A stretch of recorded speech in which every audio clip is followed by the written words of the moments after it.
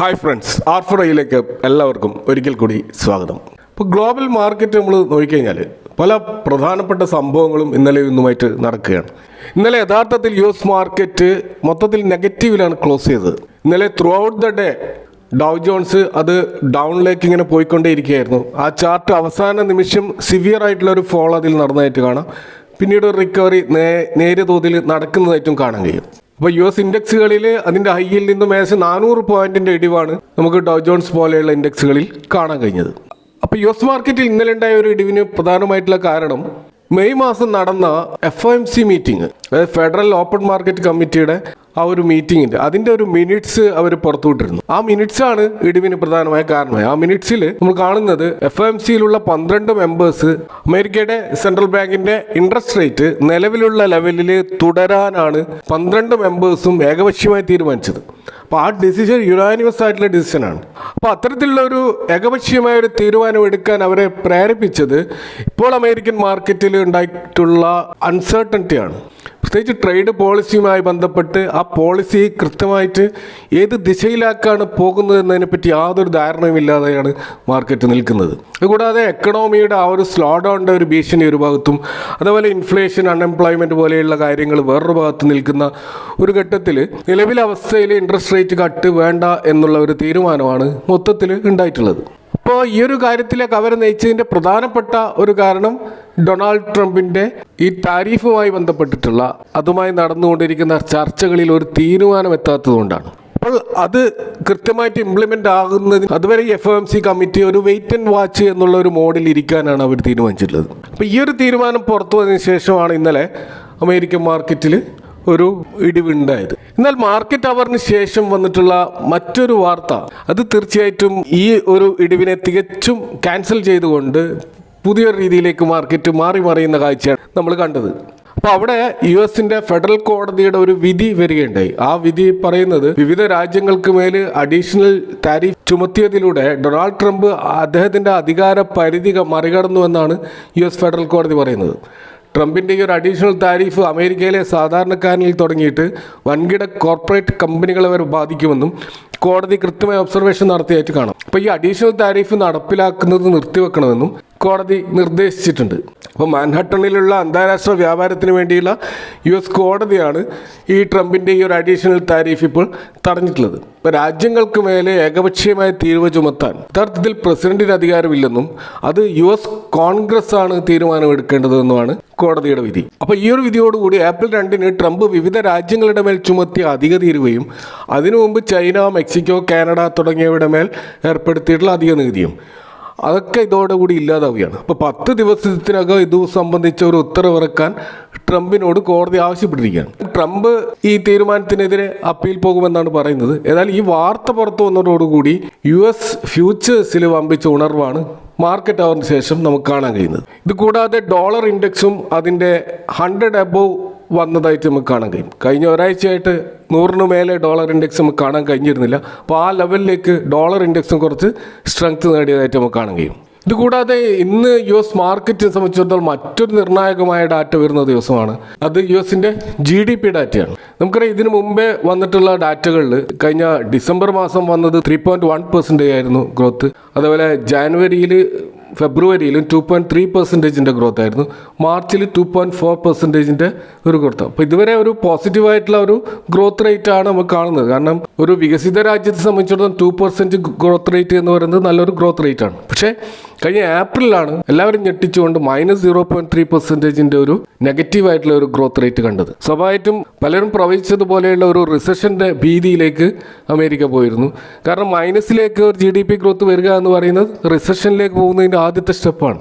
അപ്പോൾ ഈ മെയ് മാസത്തെ ഈ ഡാറ്റ ഇപ്പോൾ വരുമ്പോൾ പൊതുവെ മാർക്കറ്റ് എക്സ്പെക്ട് ചെയ്യുന്നത് മൈനസ് ആയിട്ടുള്ള ഡാറ്റ തന്നെയാണ്. അപ്പോൾ അതേ രീതിയിൽ വരികയാണെങ്കിൽ അത് മാർക്കറ്റിനെ സംബന്ധിച്ചിടത്തോളം അത് ഒരു നെഗറ്റീവായിട്ടുള്ള ഒരു കാര്യമായിരിക്കും. എന്നാൽ ഒരു പോസിറ്റീവ് ഡാറ്റയാണ് വരുന്നതെങ്കിൽ തീർച്ചയായിട്ടും അത് മാർക്കറ്റിനെ സംബന്ധിച്ചിടത്തോളം വലിയ ഗുണമുണ്ടാക്കുന്ന ഒരു കാര്യമായിരിക്കും. അത് അമേരിക്കയിൽ മാത്രമല്ല, ഗ്ലോബൽ മാർക്കറ്റിലും അതൊരു പോസിറ്റീവായിട്ടുള്ള ഒരു കാര്യമായിരിക്കും. ഇനി നമ്മൾ ഇന്ത്യൻ മാർക്കറ്റിലേക്ക് വന്നാൽ ഇന്ന് നിഫ്റ്റി ഫ്ലാറ്റ് ടു പോസിറ്റീവിലാണ് ക്ലോസ് ചെയ്തത്. ഇന്നലെ അത് ഫ്ലാറ്റ് ടു നെഗറ്റീവിലാണ് ക്ലോസ് ചെയ്തത്. ഇപ്പോൾ ഇന്നലത്തെ ഡാറ്റയിൽ നമുക്ക് കാണുകയും 7,900 കോടിയുടെ ഒരു ബൈങ് ഡൊമസ്റ്റിക് ഇൻവെസ്റ്റേഴ്സും 4,662 കോടിയുടെ ഒരു ബൈങ് ഫോറിൻ ഇൻവെസ്റ്റേഴ്സും ഇന്നലെ നടത്തിയിരുന്നു. പക്ഷെ ഇത്ര വലിയൊരു ബൈങ് അവിടെ നടന്നിട്ടും ഇന്നലെ മാർക്കറ്റ് നെഗറ്റീവിലാണ് ക്ലോസ് ചെയ്ത് നമുക്ക് കാണാൻ കഴിയും. അപ്പോൾ ഇതിൽ നമ്മൾ മനസ്സിലാക്കുന്നത് നമ്മൾ റീറ്റെയിൽ ഇൻവെസ്റ്റേഴ്സാണ് ഇപ്പോൾ മാർക്കറ്റിനെ നിയന്ത്രിക്കുന്നത് എന്ന് വേണം മനസ്സിലാക്കാം. അത്രമാത്രം റീറ്റെയിൽ പാർട്ടിസിപ്പേഷൻ വലിയ തോതിൽ വർദ്ധിച്ചിട്ടുണ്ട്. ഇന്നലത്തെ ഈ FII ഡാറ്റയിലെ 4,662 കോടിയിൽ നമ്മൾ കൂടുതൽ അനലൈസ് ചെയ്താൽ ചിലപ്പോൾ അത്രമാത്രം ഒരു ബൈങ് ആയിരിക്കില്ല അവിടെ ഉണ്ടായിട്ടില്ല. ഉദാഹരണത്തിന് ITCയുടെ ഒരു ബ്ലോക്ക് ഡീൽ ഇന്നലെ നടന്നിരുന്നു. അവിടെ 3.13 കോടി ഷെയറുകളാണ് ITCയുടെ ബ്ലോക്ക് ഡീലിലൂടെ വിൽപ്പനയ്ക്ക് വെച്ചിരുന്നത്. അത് ഏകദേശം 12,100 കോടിയുടെ ഒരു ഡീലാണ്. അപ്പോൾ നിലവിലുള്ള അതിൻ്റെ കറണ്ട് പ്രൈസിൽ നിന്നും 417 പെർ ഷെയർ എന്ന 4% ഒരു ഡിസ്കൗണ്ടോട് കൂടിയായിരുന്നു ആ വിൽപ്പന നടന്നതെന്നാണ് റിപ്പോർട്ടുകൾ സൂചിപ്പിക്കുന്നത്. അപ്പോൾ ഈ ബ്ലോക്ക് ഡീൽ നടത്തിയിട്ടുള്ളത് ബ്രിട്ടീഷ് അമേരിക്കൻ ടൊബാക്കോ കമ്പനിയാണ്. അവരാണ് പ്രധാനപ്പെട്ട ഒരു പ്രൊമോട്ടേഴ്സ്. അപ്പോൾ അവർ സെല്ല് ചെയ്തിരിക്കുന്നത് തീർച്ചയായിട്ടും മറ്റേതെങ്കിലും ഇൻസ്റ്റിറ്റ്യൂഷണൽ ഇൻവെസ്റ്റേഴ്സിനോ അല്ലെങ്കിൽ ഫോറിൻ ഇൻവെസ്റ്റേഴ്സിനോ ആയിരിക്കാം.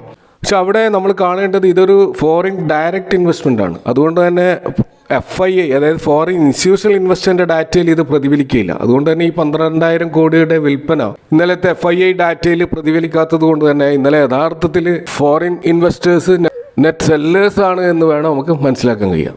ഇന്ന് ഇന്ത്യൻ മാർക്കറ്റിലെ മറ്റൊരു പ്രധാനപ്പെട്ട കാര്യം ഇന്നൊരു F&O എക്സ്പയറി ഡേ ആണ്. ബാങ്ക് നിഫ്റ്റിയുടെയും എക്സ്പയറി ഡേ ആണ്. അപ്പോൾ അതിൻ്റെതായ ചില വളറ്റിലിറ്റികൾ മാർക്കറ്റിൽ പ്രതീക്ഷിച്ചിരുന്നെങ്കിലും മാർക്കറ്റ് മൊത്തത്തിൽ അവസാന നിമിഷം തിരിച്ചു കയറിയതായിട്ടാണ് നമുക്ക് കാണാൻ കഴിയുന്നത്. ഇപ്പോൾ 25,200 അതുപോലെ 24,400 ഈ ഒരു ലെവലിലാണ് കഴിഞ്ഞ 12 ട്രേഡിംഗ് സെഷനിൽ നിഫ്റ്റി ട്രേഡ് ചെയ്തത് നമുക്ക് കാണാൻ കഴിയും. അപ്പോൾ അവിടെ ഒരു സ്റ്റെബിലിറ്റി ഫോം ചെയ്യുന്നതായിട്ട് കാണാൻ കഴിയും. ഇന്ന് നമ്മൾ ഇന്ത്യ വിക്സ് കാണുന്നത് 8% ഡൗൺ ആയിട്ടാണ്. അത് 16.42 എന്ന ലെവലാണ് കാണുന്നത്. അപ്പോൾ ഈ ഒരു 16 ലെവലിലേക്ക് വിക്സ് വന്നത് കഴിഞ്ഞ 12-14 ദിവസങ്ങളിലെ ട്രേഡ് നോക്കുകയാണെങ്കിൽ ആദ്യമായിട്ടാണ് ഈ ഒരു ലെവലിലേക്ക് വരുന്നത്. അപ്പോൾ പൊതുവെ ആ ഒരു കൺസോളിഡേഷൻ ഏകദേശം കൺഫേം ചെയ്യുന്ന രീതിയിലാണ് വിക്സിൻ്റെ മൂവ്മെൻറ്റ് നമുക്ക് മനസ്സിലാക്കാൻ കഴിയുന്നത്. അപ്പോൾ ഈ ഒരു ലെവലിലായിരിക്കാം നിഫ്റ്റി ഇനി ട്രേഡ് ചെയ്തുകൊണ്ടേ ഇരിക്കുക. അതിൽ തീർച്ചയായിട്ടും അപ്പ് ആൻഡ് ഡൗൺസ് ഉണ്ടാകാം. വലിയൊരു മുന്നേറ്റം ഉണ്ടാകണമെങ്കിൽ ആ രീതിയിലുള്ള ഒരു ഗ്ലോബൽ ക്യൂസോ അല്ലെങ്കിൽ നമ്മുടെ ഡൊമസ്റ്റിക് ക്യൂസോ ഒക്കെ വന്നാൽ മാത്രമേ 25,000 ക്രോസ് ചെയ്തിട്ട് പോകാനുള്ള സാധ്യത നമ്മൾ കാണുന്നുള്ളൂ. ഇതുകൂടാതെ മറ്റൊരു പ്രവണത നമ്മൾ മാർക്കറ്റിൽ കാണുന്നത് ഇപ്പോൾ IPOയോട് വളരെ തണുത്ത പ്രതികരണമാണ് പൊതുവെ മാർക്കറ്റിൽ കാണുന്നത്. ഇപ്പോൾ നിലവിലുള്ള ലീല ഹോട്ടലിൻ്റെ IPOയും അതേപോലെ ഏജീസ് വോപാക് ടെർമിനൽസിൻ്റെ IPOയും അത് അണ്ടർ സബ്സ്ക്രൈബ്ഡ് ആയിട്ടാണ് കാണുന്നത്. ലീല ഹോട്ടൽസിൻ്റെ 83% അണ്ടർ സബ്സ്ക്രൈബാണ്. അതുപോലെ ഏജീസ് വോപാക്കിൻ്റെത് 77% അണ്ടർ സബ്സ്ക്രൈബ്ഡ് ആയിട്ടാണ് കാണുന്നത്. ഇപ്പോൾ 2022 ശേഷം ആദ്യമായിട്ടാണ് ഈ രീതിയിൽ ഒരു തണുത്ത പ്രതികരണം IPOയോട് നമുക്ക് കാണുന്നത്. അപ്പോൾ അതിൻ്റെ ഒരു പ്രധാനപ്പെട്ട കാരണം കഴിഞ്ഞ വർഷം ഉണ്ടായ പല IPOകളും അതിൽ ഇൻവെസ്റ്റ് ചെയ്തവരെ സംബന്ധിച്ചിടത്തോളം അവർക്ക് വലിയ ലോസ് ഉണ്ടായിരുന്നു. പല IPOകളും അതിൻ്റെ IPO ഇഷ്യൂ പ്രൈസിനേക്കാൾ താഴോട്ട് പോയിരുന്നു. അപ്പോൾ അതൊക്കെ തീർച്ചയായിട്ടും ഇൻവെസ്റ്റേഴ്സിന് കുറേ പാഠങ്ങൾ നൽകിയിട്ടുണ്ട്. അപ്പോൾ ഇപ്പോൾ കൂടുതൽ സെലക്റ്റീവായിട്ടാണ് ഇൻവെസ്റ്റേഴ്സ് IPOയെ കാണുന്നത് എന്ന് വേണം നമ്മൾ മനസ്സിലാക്കാൻ. നമ്മൾ മാർക്കറ്റിൻ്റെ സെക്ടോറൽ പെർഫോമൻസ് നോക്കിക്കഴിഞ്ഞാൽ ഏറ്റവും അധികം റാലി നടന്നിട്ടുള്ളത് മെറ്റൽ സെക്ടറിലാണ്. മെറ്റൽ ഇൻഡെക്സ് 1.21% അപ്സൈഡ് പോയതായിട്ട് കാണാം. മെറ്റൽ സ്റ്റോക്കുകളുമായി ബന്ധപ്പെട്ടിട്ടുള്ള ഒരു റിപ്പോർട്ട് ഗ്ലോബൽ ബ്രോക്കറേജ് ആയിട്ടുള്ള ജെഫ്രീസിൻ്റേത് കഴിഞ്ഞ ദിവസം വന്നിരുന്നു. അതിലവർ പറയുന്നത് ഇന്ത്യയിലെ സ്റ്റീൽ സെക്ടറിൽ വലിയൊരു സ്ട്രോങ് വോളിയം ഗ്രോത്ത് ഉണ്ടായിട്ടുണ്ട് എന്നുള്ളതാണ്. കൂടാതെ അതിൻ്റെ പ്രോഫിറ്റബിലിറ്റിയും വലിയ തോതിൽ ഇമ്പ്രൂവ് ആയിട്ടുണ്ട് എന്നുള്ളതാണ്. ഏകദേശം 8-10% ഒരു വോളിയം CAGR ഗ്രോത്ത് ഈ ഒരു സെക്ടറിൽ ഉണ്ടാകുമെന്നാണ് അവരുടെ പ്രവചനം.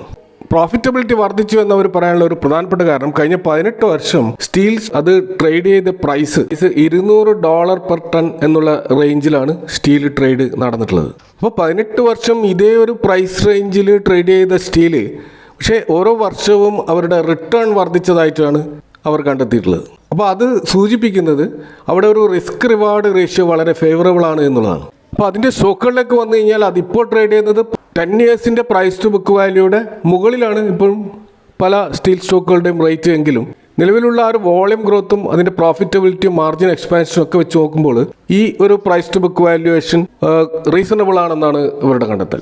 അപ്പോൾ അവർ ചില സ്റ്റോക്കുകളിൽ അവരുടെ ടാർഗറ്റും ഇവിടെ പ്രഖ്യാപിച്ചതായിട്ട് കാണും. ഇപ്പോൾ ടാറ്റ സ്റ്റീൽ അവരിപ്പോഴും ഒരു ബൈ റേറ്റിംഗ് ആണ് 200 എന്ന ടാർഗറ്റാണ് അവർ കൊടുത്തത്. മുമ്പ് അത് 180 ആയിരുന്നു.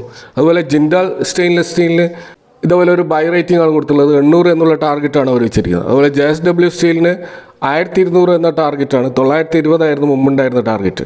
അപ്പോൾ ടാറ്റ സ്റ്റീലായാലും ജിൻഡാൽ സ്റ്റീലായാലും JSW സ്റ്റീലായാലും ഇതൊക്കെ 8-10% ഒരു വോളിയം ഗ്രോത്ത് അടുത്ത 2 വർഷങ്ങളിൽ ഉണ്ടാകുമെന്നാണ് ഇവരുടെ പ്രവചനം. ഇതുകൂടാതെ കോൾ ഇന്ത്യയെക്കുറിച്ചും ജെഫ്രിയുടെ ഒരു പരാമർശമുണ്ട്. അവരതിനൊരു ബൈ റേറ്റിംഗ് കൊടുത്തിട്ടുള്ളത് കാണാം. ടാർഗറ്റ് 455 പെർ ഷെയർ ആയിട്ടാണ് അവർ കൊടുത്തിട്ടുള്ളത്. ഇന്ത്യയിലുള്ള പവർ ഡിമാൻഡ് വലിയ തോതിൽ വർദ്ധിക്കുകയാണ്. പ്രത്യേകിച്ച് എക്കണോമിക് ഗ്രോത്തിൻ്റെ ഭാഗമായിട്ട് പവർ സെക്ടറിൽ വമ്പിച്ച ഡിമാൻഡ് ഉണ്ട്. അത് ഫുൾഫിൽ ചെയ്യുന്ന പ്രധാനപ്പെട്ട ഒരു കമ്പനിയായിട്ടാണ് അവർ കോൾ ഇന്ത്യനെ കാണുന്നത്. ഇപ്പോൾ 8.2 എന്നുള്ള ഒരു PE മൾട്ടിപ്പിൾസ് അത് വളരെ റീസണബിൾ ആണെന്നാണ് അവരുടെ കണ്ടെത്തൽ. അതുകൂടാതെ 7% ഡിവിഡൻഡ് ഈൽഡ് നൽകുന്ന ഒരു കമ്പനിയെ സംബന്ധിച്ചിടത്തോളം നല്ലൊരു വാല്യുവേഷൻ കൂടിയായിട്ടാണ് അവർ കാണുന്നത്. അതുകൊണ്ട് തന്നെ കോൾ ഇന്ത്യക്കും അവരൊരു 455 എന്നുള്ള ടാർഗറ്റോടെ ഒരു ബൈ റേറ്റിംഗ് ആണ് കൊടുത്തിട്ടുള്ളത്. അതുപോലെ 5% ഒരു വോളിയം ഗ്രോത്ത് കോൾ ഇന്ത്യയിൽ ഉണ്ടാകും എന്നും അവർ പ്രവചിച്ചിട്ടുണ്ട്. എന്നാൽ ഇതിൽ നിന്ന് വ്യത്യസ്തമായിട്ട് ഹിൻഡാൽകോനെ ഇവർ ഡൗൺ ഗ്രേഡ് ചെയ്തതായിട്ട് കാണാം. അതിൻ്റെ ആ ഒരു ബൈ എന്നുള്ള ലെവലിൽ നിന്ന് ഹോൾഡ് എന്നുള്ള പൊസിഷനിലേക്ക് അതിനെ ഡൗൺ ഗ്രേഡ് ചെയ്തിട്ടുണ്ട്. അപ്പോൾ 800 എന്നുള്ള ടാർഗറ്റ് 690 ആയിട്ടും അവർ കുറച്ചതായിട്ടും കാണാം. അപ്പോൾ അതിൻ്റെ ഒരു കാരണമായിട്ട് അവർ പറയുന്നത് അതിൻ്റെ ഡെറ്റ് ലെവൽ കൂടി വരികയാണ് എന്നുള്ളതാണ്. കൂടാതെ ഒരു 1% ഒരു CAGR ഗ്രോത്ത് മാത്രമാണ് അവർ അടുത്ത 2 വർഷങ്ങളിൽ ഹിൻഡാൽകോയിൽ കാണുന്നത്. ഇതൊക്കെയാണ് ഇന്നത്തെ മാർക്കറ്റ് റിലേറ്റഡ് ആയിട്ടുള്ള കാര്യങ്ങൾ പങ്കുവെക്കാറുള്ളത്. Thank you for watching. നിങ്ങളുടെ അഭിപ്രായങ്ങളും കമൻറ്റുകളും അറിയിക്കുക. See you next time with another video.